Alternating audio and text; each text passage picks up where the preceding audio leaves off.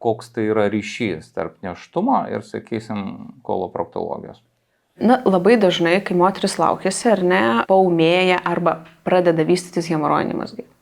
Tai yra susijęs su slėgiu kraujagyslėse, ypač venose, su gimdos padidėjimu, be abejo svorio prieaugiu. Neretai dar, aišku, nėštumo metu būna ir vidurių užkietėjimas. Dėl tiek mechaninių spaudimų, tiek apskritai dėl hormonų pasikeičia ta žarnyno veikla.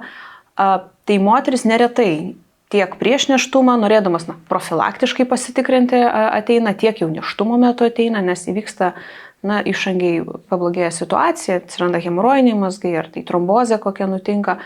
Ir tada jau jos ateina, aišku, yra dalykų, apribojimai, mes negalim daug ko padaryti nėščiai moteriai, tiek vaistų negalim bet kokių paskirti, nes yra nėštumas.